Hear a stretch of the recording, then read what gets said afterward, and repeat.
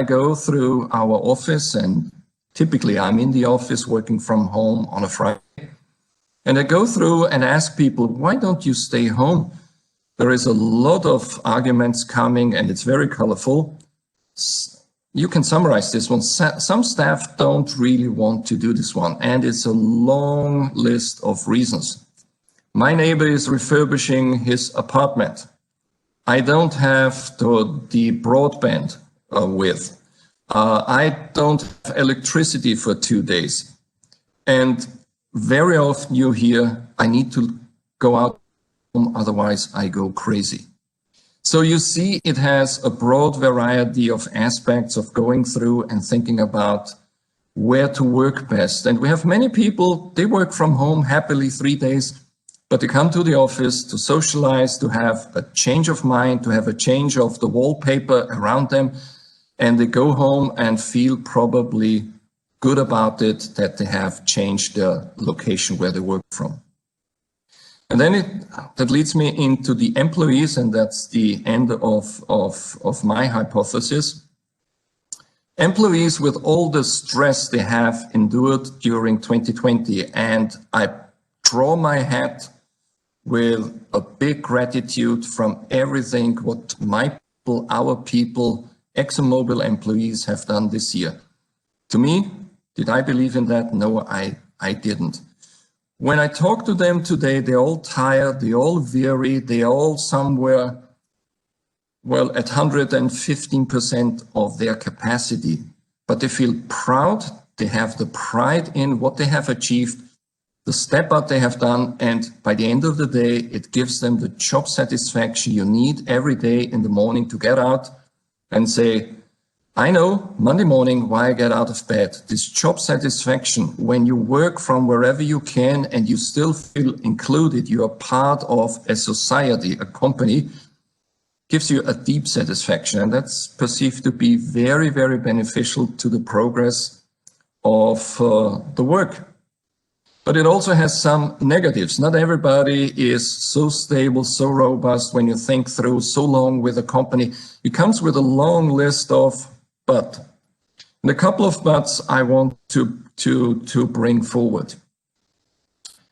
We're talking about a very limited piece of society. It's a very limited group of people who have the privilege to have a flexibility where we work, when we work. There are many others, they have no choice, and it doesn't matter, you go grocery shopping, you go to a hospital, you go wherever service happens. Very difficult to get them included. They might not even think of something like that. So it's a kind of a perceived discrimination around this one. It's hard, as we said, for an employee to distinguish between personal and work time. Some are very disciplined, others are less. Some are more drawn into the magic of doing the job, others are less. We have seen it's terribly difficult to onboard new employees. The sensation you get when you see, and I can't really say what you see from me, probably shoulders, head, you can't see arms, you can't see hands, you can't see the body posture. That all helps to convey messages, and particularly when you're not familiar with new colleagues, that makes it very difficult to onboard, to get a chemical reaction, to get a connectivity. And that has proven to be very, very difficult and very lengthy. But it also has an aspect of, and some of you might feel this one intrusive, the monitoring of work and the work process will get more difficult. It's not meant to be intrusive or negative. Monitoring is perceived by many of us to be big brothers watching.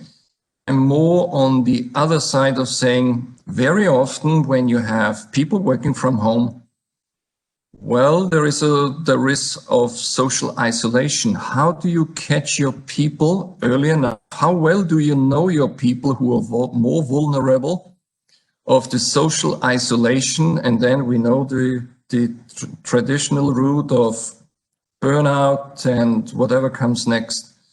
It's an issue, is a true issue, and monitoring work progress should also be seen of taking care of people. It's not easy to do. By the end of the day, the last one I have is, we all struggled this morning when we called in 10 to 9 o'clock, capable technology. And very often when you have a gathering like we do, and we all have our videos on, and all of a sudden this whole technology collapses and everybody on screen looks like a painting from Picasso. And 10 seconds later, you see everybody or some parts of this organization coming back and having a discussion, and you miss 10 seconds of what people were saying.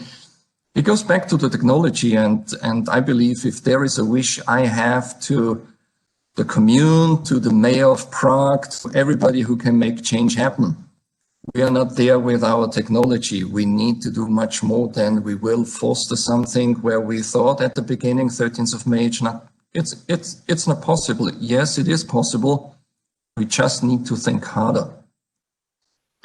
So I've got a question for Rainer, if that's okay, Andrea. And as you know, at Avast, we're doing quite a number of things in this area. And one of my thoughts is kind of positive and about diversity, because that's something that I'm really interested in, which is, do we actually think that this increase in flexibility and people being able to work from anywhere is going to help us to create more diverse workforces? So, for example, if you're somebody with a disability, maybe in a wheelchair, actually being able to work from home might allow you to work when it could be quite difficult if you had to go somewhere. And equally, you know, when eventually schools are all back to normal, one of the pressures on people with young children is juggling children and childcare and holiday camps and all of that stuff. And I do wonder if we've got this sort of more flexible work from anywhere approach, whether it might help to improve diversity. So really interested in your views on that, Rainer. Thank you very much, Rebecca. That was an interesting question. Let me go back to what we have seen. We were one of the few companies probably who started very early what we call different health conditions. And disability is one of the words we try to avoid because it's a different health condition. It's something. My mother, for example, had diabetes, right? It's something you can't really see, but you need to be aware of, something you need to watch out for your colleague, your person next to you, things like that. So we have started this program, and it helped us to get a different sensation of what different health conditions could mean. It's one thing where I believe technology will help us to broaden the diversity. But if I translate what we have seen as obstacles in a physical world, the obstacles in the virtual world will be very, very similar. It will be reaching out to people and breaking down hurdles, breaking down barriers where we don't want to walk across for various reasons. To do and breaking down barriers in a virtual world is probably more demanding than it is with a physical world, because this coincidental element is there. In a physical room, you meet each other in the kitchen, you meet each other in the elevator, you meet each other wherever you go. In a virtual world, if we didn't have this setup here, we would hardly see each other. So it will be more demanding, I believe, but it's definitely a great opportunity to build on diversity. No, I think it did, and I agree with you. I think for me, it's having the options. I think that will be the great thing about this, is that people have a bit more choice. Yeah. How do you measure output? I believe in taking everything into account, and I alluded a little bit on this one. Patience was one thing I was trained over the last couple of months. I believe I'm much better with patience than I was before 13th of March. My wife will disagree with this statement, but I'm convinced I'm better with that. The patience you needed to say, well, there are circumstances where I need to care for my children, I need to care for, it doesn't matter. So coming together in a virtual world was much more difficult. Work efficiency, there are these traditional efficiency tools where you have your metrics and you say how many calls you need to take and how many invoices are correct and so on. These are the easy ones to measure. And to be honest, yes, we have seen April, May, June, where everybody was struggling with the same gravity. Those metrics, that didn't look good. But going back to what I said before, the resilience of our people, the dedication and whatever they have established, the sheer will to make it happen, the clarity they needed of, let me sort this one, I believe I can fix this one, helped us. And I'm very proud to say, when you go back September, October, we don't know everything from November. September, October looked better than February and March. So there are some measures, there are some work elements you can manage, but it's still a different working. It's still a different environment. When we come together, it's less formal. It's much more informal when we meet each other 7 o'clock in the evening. That would have never happened before, right? Now we say, look at a group of 7 people. They have all the same problem. The best would be have a meeting or have a meeting at 8 in the morning. Would have never happened. So the flexibility and the patience is probably something which I learned most. There's another comment from Eva Prochaskova to everyone. Hello, I have experienced that the longer this situation lasts, the more people voluntarily go to work, also if they are not forced to. Can you confirm to that? Can you support this? Yes, absolutely. 13th of March, Eva, thank you very much. I have seen this one when 13th of March, the decree came in, we all work from home and we heard the rumors, many companies are closing. No option, closing down the office. I said, guys, I'm not going to close this office. This office will stay open. You all work from home. If you struggle at home, there is a home for you with all the precautions you need to take. And we equipped our employees who couldn't work from home with letters where they could identify them. If they had the situation being stopped by the police, that they could identify themselves and so on. We did all that. And it was probably from 1,200, 1,300 people, we had probably 40, 50, on occasion 60 people in, and those are really the hardcore jobs. Printing invoices, everything which is physical. Yeah. But we have seen over time, this have it open, don't force people home, don't force people into the office, works the best. We have seen voluntarily people are gravitating back because before I fight with my partner all day long, I rather go to the office. And those are one of the aspects, what you see. We all social people, right? We all want to have a little bit of in the world. And that's exactly what we have made very good experience with. Don't force people to anything. Incentivize them. I had many of my one-to-ones. I have many of my stay connected where I talk every 2 weeks with all the people in my organization. And very often it was, why are we being forced into the office? There was never forced to bring people back. Come to the office if you believe that's the right place for you.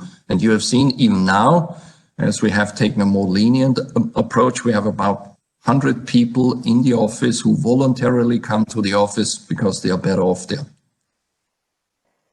I have one question to everybody regarding the ability to stay creative in the environment when you are isolated at home.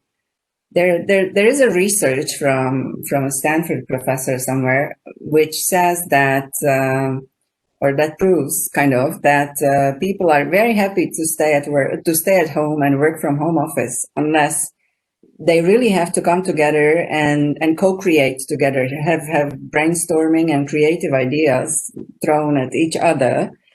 And when people are at home, basically this layer of work is missing. So, you know, you get to a virtual environment such as today, they open up their small boxes and everybody speaks up. Sometimes they speak against each other, but there's no such safe and creative space where everybody could kind of naturally, you know, jump in at the thought of the predecessor and kind of nicely evolving the thoughts and create together as if they were meeting in the room.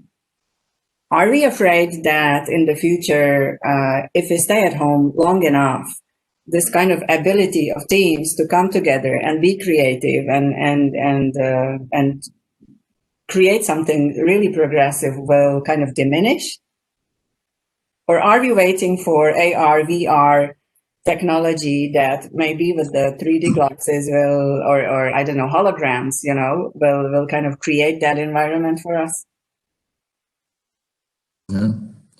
It's a good question. We grew up probably in an environment with 10, 15, 20 people in one room. Yeah.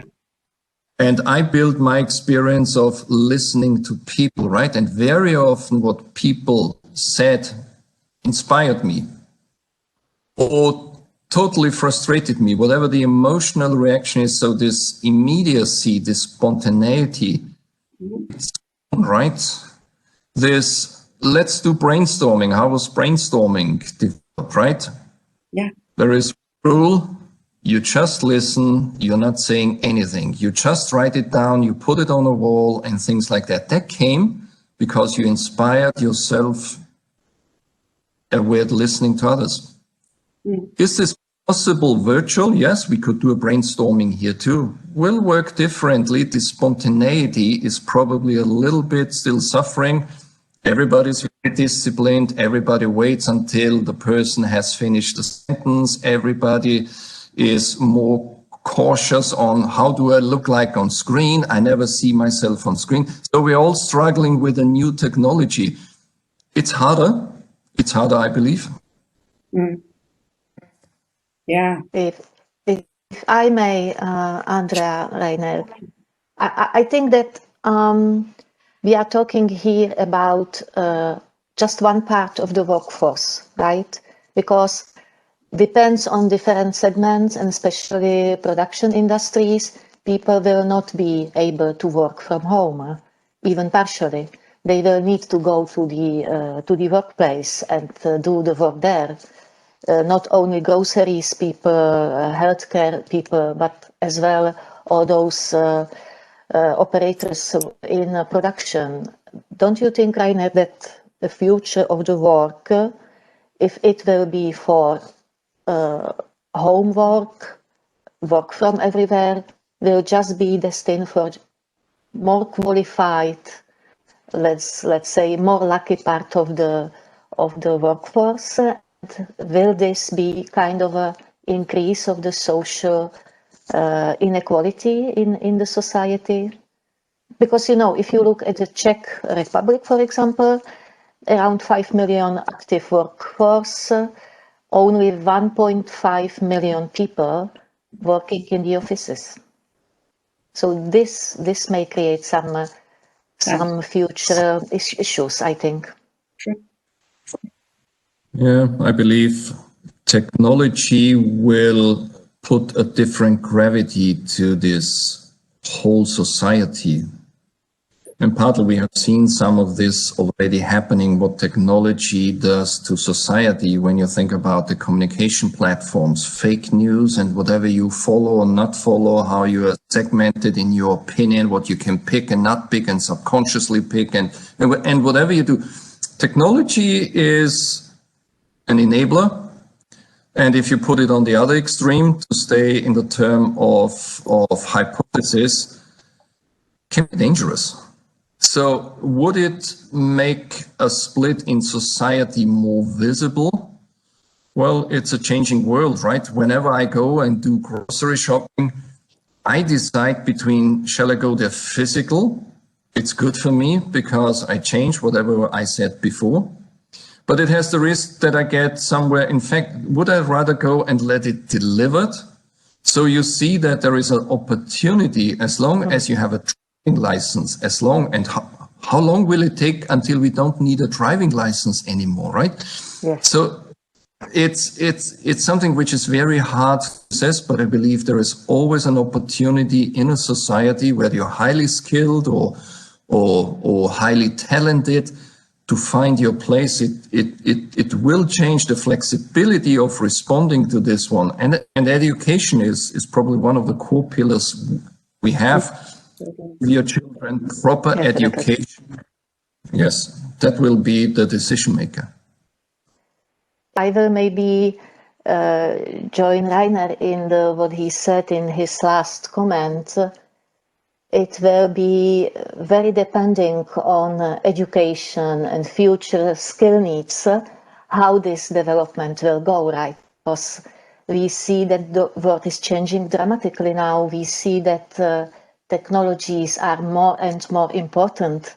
And even if you are a production worker, which is my specialization, as you may know, you have to be more and more skilled. Not everybody can work in today factories, and in the future factory with a lot of automatization and everything, to really show some skills to get there. So I think that there is a huge gap, and it will create a huge demand for future skills, how the culture of companies will change against those needs, how it will evolve towards employees, etc. So it's not equally spread out. Some people, and more the senior people, work very well in this new environment. Younger people in life and with business experience, work experience, they struggle more. So subsequently, something like a buddy system, like you have in scuba diving or things like that, they are always very valuable. A mentoring program is very valuable of leading young people through this very irritating, very unsettling environment. We had people, they have not seen their parents for 8-9 months. They're living somewhere in Azerbaijan. They couldn't get there, or they couldn't get out, or things like that. That's very tough for them, right? And if you don't have a gravity, if you don't have a center in life, and very often it's the family, this is very hard on young people. True. And some mental hygiene as well, to kind of set your daily routine and regime and just don't get hurt. I think that's also part of it. As we think about the future, do you think that sectors and organizations and job roles that allow you to be work from anywhere will be more attractive, and therefore industries that physically can't allow it, like hospitals, like manufacturing, like restaurants, you know, people have to be there? Do we think our young people will be attracted to industries where they can be flexible and reject sectors where they can't be? Yeah, Rebecca, that's a very good one. I'm a strong believer in talent, and we have introduced the talent management when we recruited. We have stopped recruiting now since April this year. Talent very often comes with passion. If you want to become a nurse, and this is the center of your life because you are convinced you want to become a nurse, you will become a nurse. Sooner or later, you will go there because that's the fulfillment you have in life. Those will be very clear cuts, but there could be some elements in our technology, in our development of society and things like that, where flexibility, bridging my life, the independence we all have enjoyed over time, including the obligation we have learned with it, might make a difference of saying, I rather go where I can work anywhere because that suits my personal style, my personal understanding of life. Yes, I would not deny this one. I look at my children and see what they do and how they do. They think totally different than we thought. And that's something what you see more and more coming in, whether you the millennials or Generation Z or Generation A, maybe we start again with the alphabet. I don't know. You will see a change there.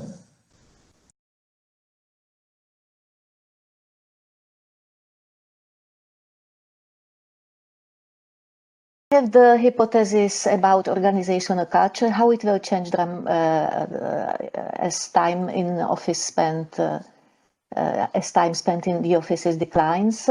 And I add to this our recent research, ManPower Group my company is doing. We were asking workers around the world in 82 countries what they want their work will be after COVID-19. And we received some interesting information. So the first one was people at the time we are now is very, very willing to keep their job. It's a top priority among all workers. 91% said for them they want to keep the job, they don't want to change now. It's the most important thing, except one category of people, which are IT workers, who, as we know, value the flexibility the most. Then 94 workers are worried about returning to old way of working, being every time in office, 9 to 5, 5 days in a week. Definitely, like a huge majority of workers doesn't want it more. So see, we will probably stay much more working from home or from somewhere.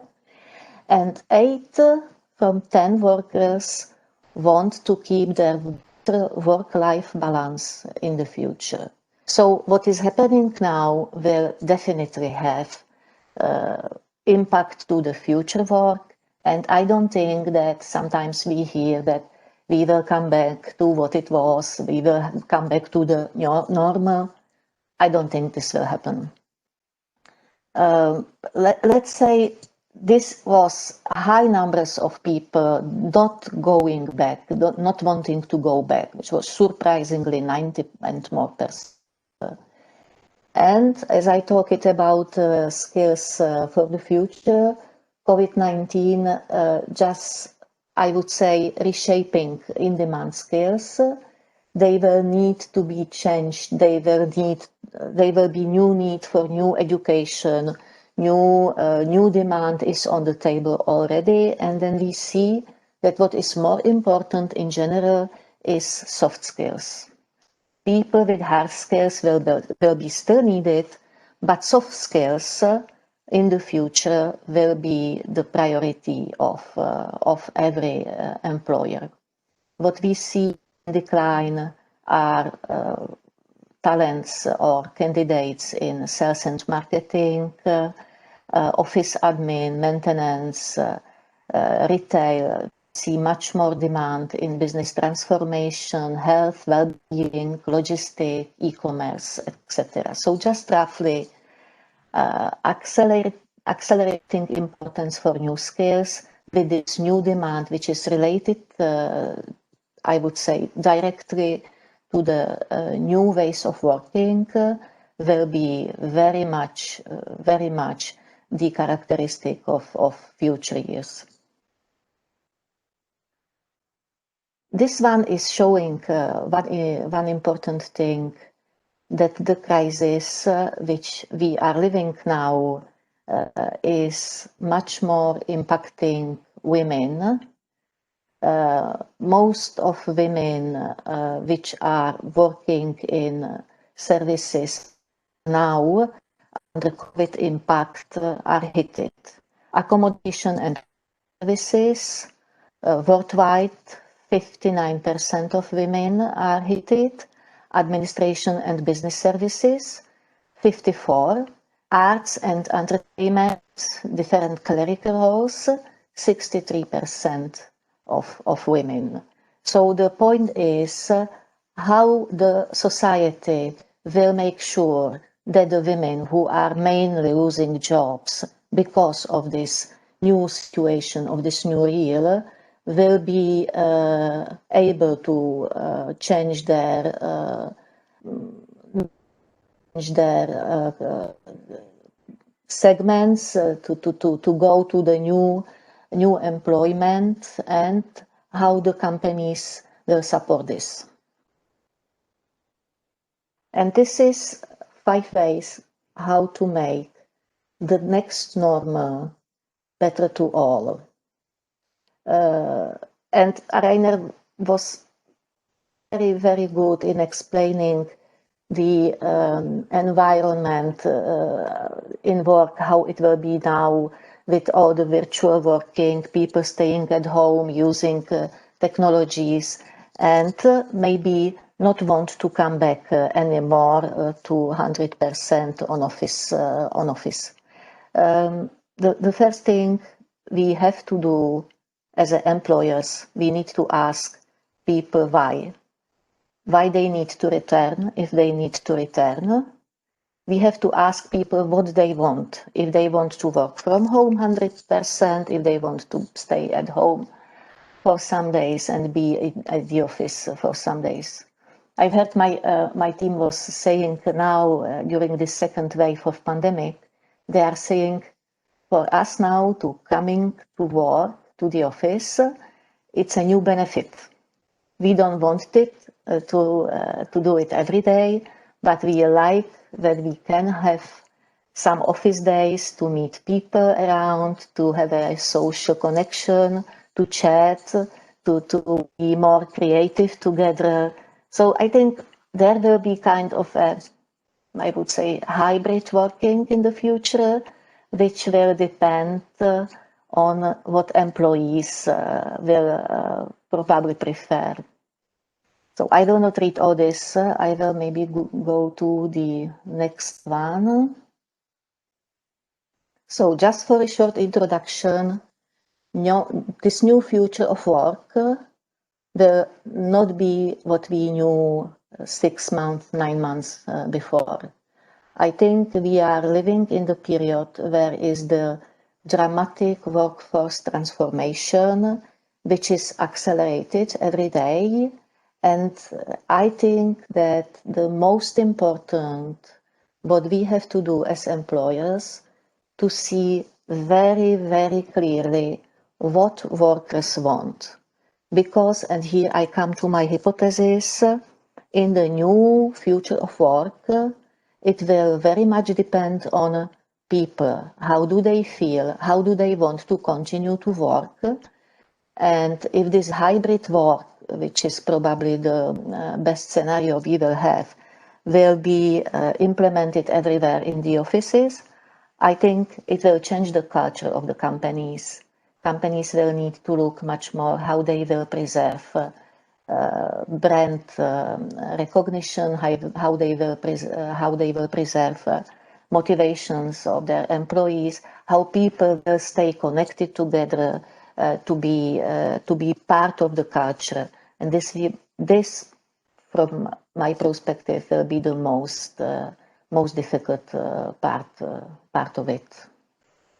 Thanks, Jaroslava. That was really helpful. A kind of quick one from me, really, on your last point about whether, do you think that organisational culture will be important, or will it actually become a bit of a thing of the past? Because with so many people working in a different way, actually it becomes less important because they just come, maybe they don't even ever come to the building to do their work. So actually it's not such a big deal. Thanks, Rebecca, for the question. My feeling, because it's just, we are forecasting the future, we don't know what it will be really. My feeling is somehow that it will be very different depending on the industry or segment. But in general, in services, what I think, there will be a big change of different roles, organizational structure, and I think we will be seeing the big disruption in the way how companies are working, how they are supporting their people, and how they are managing their activities. This is what will probably be the most interesting to see. think you're right. It's so difficult to predict, how it's going to be in the future. But I agree. I think it's, it's a completely new way of working. Yeah. So thank you. I have a question from my side. When you think about corporate identity, this physical presence, right, is always a good opportunity to show yourself. Like logo, you go to the reception, you have a logo, you have somebody who stands up and welcomes you, wears a badge, you go and you have so many opportunities of this physical location giving you a corporate identity. How are we going to deal with that in the future when we all stay home? Will we have all logos at home and you will be forced to put logos on the wall or It's nicely said, Rainer. I think we will never, and this is just a bit provocative thought of myself, we will never work 100% from home. We will still need some people connections. We will still need to meet people to preserve this feeling of sharing, being a part of some group, your colleagues at work, your management team, people who are doing the same thing.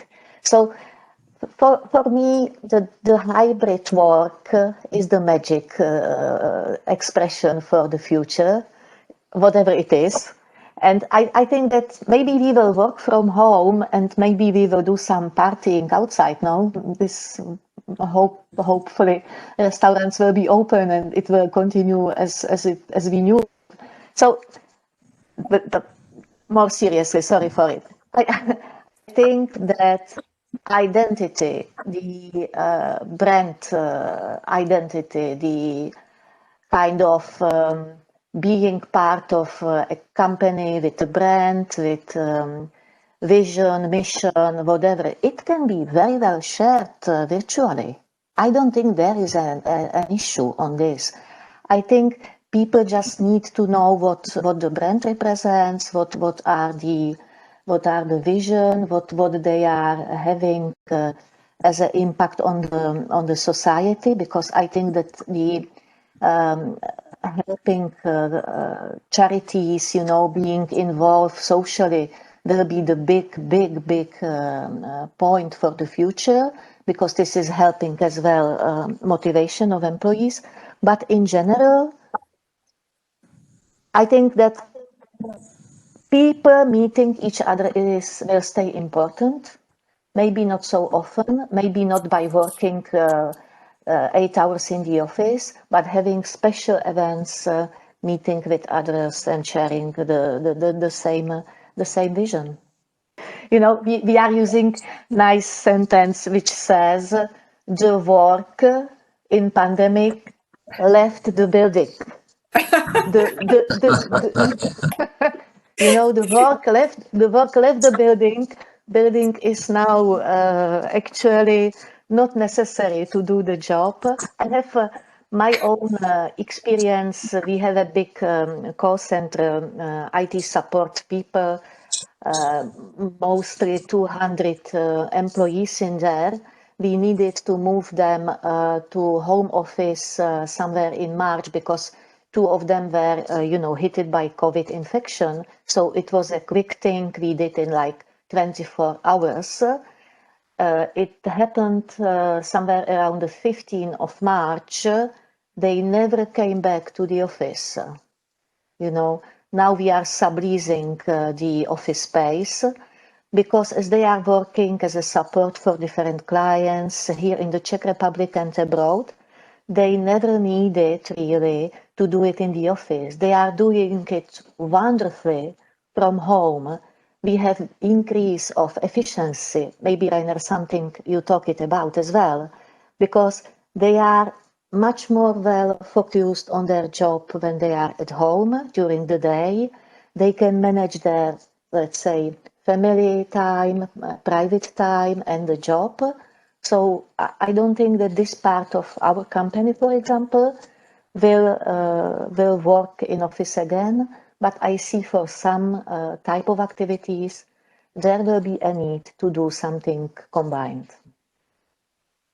I think we see a clear tendency towards promoting the home office, at least partially, with some portion of work from office in order to keep the interpersonal relations going and the ability to build teams and to nurture the sense of belonging to a team or to a company. I think that's important. That's what I heard from the comments as well. To what degree, and maybe it's to both of you actually, to what degree do you think having a strong brand is going to be important? Because almost like the brand is really going to help to reinforce the culture. And I guess what I'm just thinking is, you know, Rainer's from Exxon, Jaroslava's from ManPower, I'm from Avast. You know, arguably we're lucky, right? Because our brands are well known in the Czech Republic. But, you know, is that going to be a problem, I wonder, for smaller organisations who don't, and forgive me for the term, who don't have the same sort of brand power or brand recognition? You know, and I think that's something that we need to think about.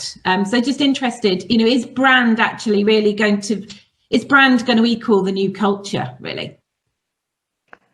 Well, if I may go first, Rainer, I think this will be very much important, much more than it is today. And maybe, Rebecca, we don't need to speak about the brand as itself, because this is nice to be Avast, no? I think it's just doing the job by itself. But I think it's purpose of the company, of the employer, people can align with, people can feel motivated. Maybe some other activities company is involved in, you know, in the place they are active. It can be a lot of things, but it has to be well communicated to the employees, which is much more difficult when is it on distance. And it has to be as well part of the culture the management is talking about and repeating it. So I think people, employees, they need to align with something. They need to like the employer for some reason, because the future relationship will be much more, let's say, emotional than it is today.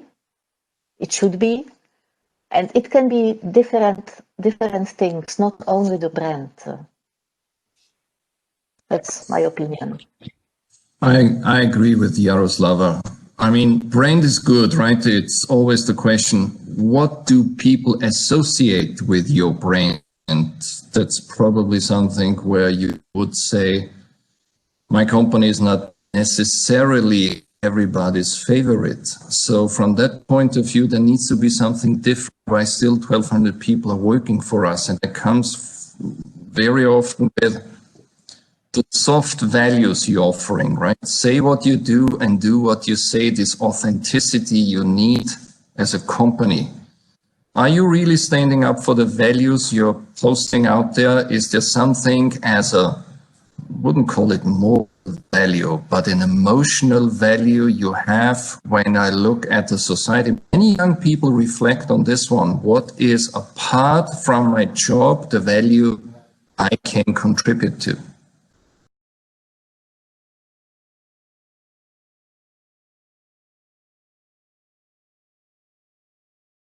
So Jarka already started to allude towards emotional aspect of the future setup at work and the relations. And I think Rebecca will talk about it as well in her hypothesis, if I'm not mistaken. So please, Rebecca, take it and continue with your statement. Great, thank you very much. Thank you, Andrea. Yeah, so the hypothesis that I want to talk about is really about the balance between legal contracts and emotional contracts, and whether actually in the future that legal contracts will become much less important, and it will actually be the emotional contract between the organisation and their employees that will be the big item that will maintain the connection. And I guess interestingly, when you look at Czech employment law as an example, which is very complex, there is an argument that says, as we go into this new way of working, that something would have to happen to make that work in practice. So either legislation will probably get more and more complex to be able to account for every different scenario that we are now starting to put in place. And in the same way, in organisations, we will need to create multiple policies and procedures in order to be able to say, okay, well, if you want to work in the middle of the night or you want to work on a Sunday, this is how it works and this is how you get the authorisation. So either we need to do that to create an enormous bureaucracy to be able to manage and control everything, or we almost need to do the opposite and say, actually, the primary contract between the employer and the employee is emotional. And it's probably therefore based on trust. And, you know, we're two sets of adults trying to relate to one another. And it's about empowerment and accountability as opposed to policies and control. So I guess that's my hypothesis really is, you know, is the legal contract over time going to die and actually become replaced by an emotional contract that people value more and pay more attention to? And I guess that's really interesting for me because at Avast we are about to change some of our arrangements with our colleagues from the 1st of January, where we are bringing in a new work from anywhere arrangement. So colleagues can choose, if they wish to move to a contractual arrangement which allows them total flexibility to work from anywhere. And at the same time, we're also bringing in a new arrangement, and we're calling it an arrangement, which is called whole life flexibility, which means that my colleagues at Avast will be in a position to be very, very flexible about the way that they work. And that means no core hours, no core days. It's work driven by outcome and achievement, not by input and attendance. And at the same time, we're taking away our vacation cap and allowing people to have unlimited personal time off. So there's a whole kind of range of things that we're kind of putting in place there for people. Now, of course, there are some guidelines and things that we're providing along that basis. And what we're going to attempt to do, and maybe you know, in a year's time I can tell you whether it was successful or not, but what we want to attempt to do is to do that in a way which is around encouraging autonomy and encouraging accountability and encouraging common sense adult behaviour, as opposed to having lots and lots of policies and procedures and things that go around that, because we feel that the spirit of this arrangement may be lost if you need to fill in, you know, 20 pieces of paper, you know, to be able to make that flexibility work. But I'm conscious of two things. First of all, it's quite new and potentially a bit controversial. And secondly, I'm conscious that this would not work for everybody. So I am working for an organisation that is able to be fully digital, and that is not the same for everybody else. And also, I am working in an organisation where a lot of the people working with us are knowledge workers, rather than, you know, physically, for example, you know, pulling beer behind a bar or working in a retail outlet or something like that. So it's not quite the same for everybody.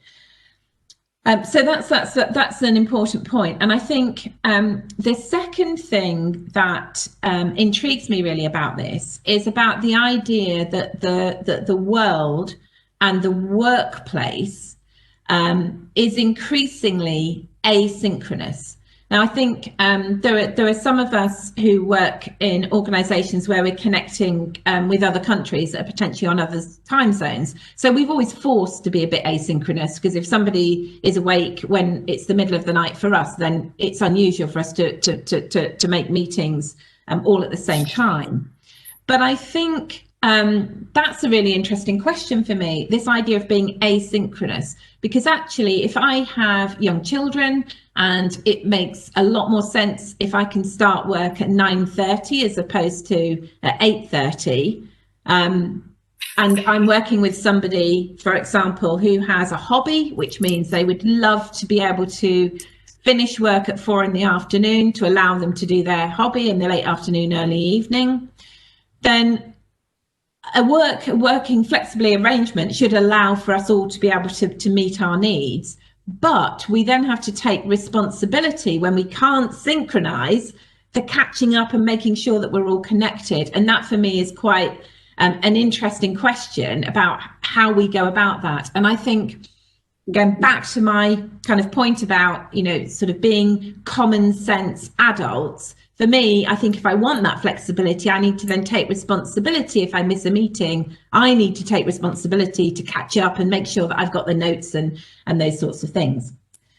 So that's a kind of an interesting point. I think then related to that, how do you make an emotional workplace? So let's assume that we retain physical buildings for lots of people. But at the same time, we have people who are working in this kind of flexible sort of dynamic way. For me, I think where you do your work and the types of work you do in different locations is going to become really important. So we're changing our buildings at Avast so that we've kind of got 3 types of work, and we're going to actually change the look and feel of our buildings to try and facilitate these different types of work. So we believe that we've got sort of three elements of work. There's what you might call your business as usual work that you do. You know, you might write reports, you might answer emails, you might have face-to-face meetings, or you might have Zoom calls. And that type of work, we believe, can be done equally well in an office or at home. And in fact, I often say to my team, it would be absolutely mad to get on public transport, to commute for 40 minutes, to go to the office, and then to plug in your headphones and do Zoom calls for 8 hours, and then to do the journey in reverse. Why would you do that? You know, unless your personal circumstances at home mean that that's your preference, but it doesn't make a lot of logical sense. So that's one type of work. So kind of some routine work we believe could be done at the office, could be done at home. And we have a second section of work, and I think this is the section of work that I found really hard during COVID personally, and it's what you might describe as deep focused work. So I've got to write a presentation and I need to really concentrate on it, and I really need to do that in a way that isn't interrupted so that I can really do my good thinking. Or in my organisation, somebody who's working on code, for example, needs absolute concentration. And there's a really interesting question for me about, are people better off doing deep focused work at home or in the office? So we're actually changing some of our space in our offices to create kind of silent zones to allow people to come to the office and to do deep focused work in silent zones, because that's what they feel that they need and would value. And then the third part is what we're calling collaborative work. And so at Avast, what we are doing is reducing the number of what you might call business as usual desk space, you know, where people would be in desks. And we're increasing the space that we've got both for deep focused work and also for collaborative work. And our collaborative work is going in 2 types of area, kind of what we're calling informal collaborative. So lots more kind of sofa coffee space where you can have an informal chat, not dealing with anything confidential. You don't need all the posh kit and technology, but you want to collaborate. And then what we're calling formal collaboration spaces, where we've got things like studios and you know proper meeting rooms with whiteboards and things like that, so that you can do that collaborative work. And I think that's quite interesting. So I think for us as an organisation, I think there'll be some people who come to our offices just because that's their preference and they enjoy it and that's what they want to do. And I think there will be others who come to our offices for specific types of work, be that collaborative or deep work, where they want to, you know, have a really kind of quiet environment, and we'll use our office space in a very, very different way. So a couple of other things that are worth saying on the back of this hypothesis then about emotion versus legal. What does it mean our managers are meant to do? So, you know, if you take the view that we're going to move to a more kind of emotionally led contractual arrangement, then our managers need to be far more in the leadership role than in the traditional supervision role. So perhaps they need to kind of change their tactics and their behaviours a little bit. And I think also we as organisations will need to be aware that there is a danger of a blurring of the boundaries, because I think when your connection with employees becomes very emotional as opposed to more objective and contractual, then it can be tougher, for example, in situations where people underperform. So if everything's going well and we're all happily in a collaboration space, working well and having a coffee and it's all going well, that's great. But if we've got somebody underperforming and our relationships with them are more emotional than they are kind of legal and perhaps a bit more clear cut, then I do think that can be a problem when we have underperformance. I think equally, there's an interesting question about when somebody leaves an organisation, if the connection with the organisation is very emotional. So I think if they're leaving positively to something else, I have the feeling that the organisation might be feeling a little bit like parents do when their kid goes to college or university. So, you know, really upset to see people go because the emotional connection is really, really strong. And I think if somebody leaves the organisation unhappily, it's going to feel more like a divorce. So I think it's going to be really an interesting construct for us to think about. If we are going to have these more social and emotional connections between employers and employees, you know, what does that mean when it goes right? Because you always think about the positives. I think that's fantastic. But when it goes wrong, it actually might need even more sophistication from organisations and individuals to deal with those circumstances. So that's a bit of a summary, first of all, of what we're doing at Avast, and secondly, my thinking. And I do believe that organisations are going to become more emotionally connected and less legally connected. There's a comment from Eva Prochaskova to everybody, and to you probably. As regards the legal regulation on working hours, the Czech regulations implement an EU directive. So it would be necessary to also push EU bodies to allow more flexibility.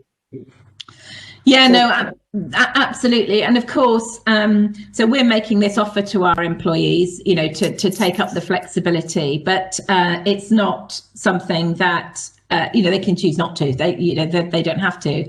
And I've got to be honest, I think there are three problems actually across the EU. One is this about working hours and kind of employment law. And I think we're going to have to look at that as all of our boundaries, physical, digital and state and national boundaries become more blurred. I do think we're going to have to look at it and work out how we can be a bit more consistent. I think the second thing for me is tax as well, because we're going to end up in a weird situation if work from anywhere becomes more widespread, where people might say, and I've already got people in my organisation saying, I'd like, maybe not this year, but, you know, I'd like to go to Austria and work out of Austria for 3 months so that when I'm not working, I can get straight onto the ski slopes, you know, because that's what I love to do. Okay. And that's cool. And we'd love to let everybody do everything, but you then get into issues around taxation, about residency, and also about, you know, for us, so we're looking at this quite carefully at the moment, where do our responsibilities end? So if you're actually working in Austria because you want to be there because you're skiing and you break your leg on the ski slopes, are you working? Are you not working? Is it our fault? Is it your fault? Is it, you know, So there's quite a lot to this. However, I'm intrigued by it. I think we're going to have to do it because I think it's going to come. And so yeah, I love the comment about legislation. I think tax, and I think something about residency and what it means. I think we're going to have to look at this hard, but it's complicated. Yeah, totally. If I may, and this is partially question, partially comment, Rebecca, so if you don't mind, I am a huge fan for less legislation in a workplace as it can be, you know. The code of work, the whole legislation about working in the Czech Republic is so complicated, trying to describe every single possibility, every single arrangement. I think it has to be over because, as you said, it will be kind of or emotional contract or kind of social contract between the employee and employer. Yeah. Agreed upon a few important things, and I think it will be very interesting to see how this develops.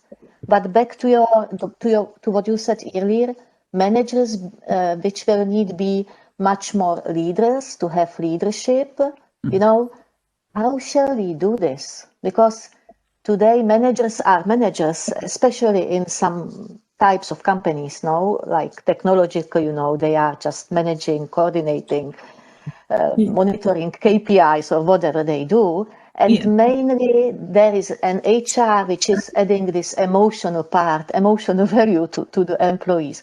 How shall we change it? Because this will be the crucial question for the future. Yeah, I agree. I totally agree with you. And I actually think that that this is about education. I think we're going to have to invest more time with managers, educating them and talking to them about new ways of working. And I think it's really important that we do this positively and constructively. So this isn't about you've been doing it wrong and you need to improve or change. It's much more about the world's changing, and so we've got to learn new things in order to be able to cope with this new world, and that includes our management practice as much as it does, you know, using the Zoom or using the technology. But I think helpfully though this year is that people have learned an awful lot really fast. So what we do know is that as humans, our capacity for learning and changing when we have to, we can do it. We've all done it. We've all done it this year. We might not have wanted to do it, but we have all done it. And so I think this is about education for managers and leaders. And I think it's also about trying to encourage managers that there is value in what we might call this softer leadership approach to management. There's as much value in that as there is the kind of harder kind of where are your KPIs and you've done well or you haven't done well. You know, there's value in both ways of managing and leading, I think. There's a comment from Veronica Brožek to everybody, and especially a question to Rebecca. Hello, do you think that managers are able to change that much? You just partially answered it probably, but it goes further. So as futurist and philosopher Alvin Toffler once wrote, the illiterate of the 21st century will not be those who cannot read and write, but those who cannot learn, unlearn, and relearn. That's interesting. Yeah. I'm just thinking whether we do have people who are able to shift their habits that much, and what support system do you plan to provide for them? Yeah, so I totally agree. Absolutely love that quote. I think that's absolutely great. But I'm going to give my mum as an example of this, okay? And this is my kind of belief in humanity, because my mum is 79 and she's very change resistant. In fact, so much that she bought an extra set of wallpaper for her living room because she wanted to be able to repaper it in the same paper, right? So she's very, very change resistant. Okay. But this year she has managed to start using a smartphone, okay, and to using an iPad because to stay connected. Now, I would never say my mum could change, right? And she's an older lady, and so I think my personal appreciation of the human's ability to be able to flex with their situation, I think people can. What there has to be, though, is there has to be a benefit. So my mum's learnt to use technology because she wanted to stay connected to her family. So I think for managers, we need to say, look, what's the benefit here? And I think the benefit is being able to manage people in a more relaxed way, that's more constructive and that's more friendly and is less stressful. Because I think if we try and use established management practice using rules and procedures with a remote workforce, we will all be very stressed because it's very hard to keep control with a distributed workforce. So I think it's about selling the benefit, which for me is probably it's going to be a bit less stressful. This is a gutsy move, right? And this is something, if you have an opportunity to change with COVID-19, we have seen changes possible. And if we have to change, we can change. So it's the best opportunity if you want to change. And this is really a true transformation.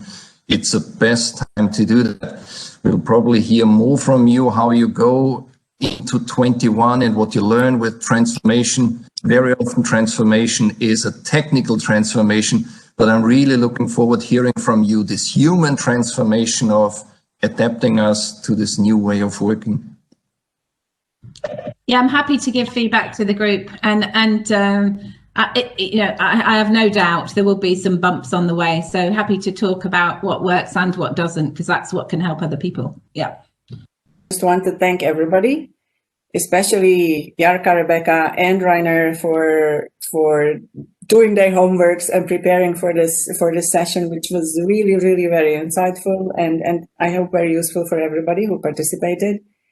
And I see positive comments and thumbs up from people so on WebEx right now. So I think all of us really liked it. Very nice. Thank you. And just looking forward to similar many sessions like this in the future. Very useful. Thank you. Thank you, everybody. Bye. Thank you very much. Thank you very much. Bye.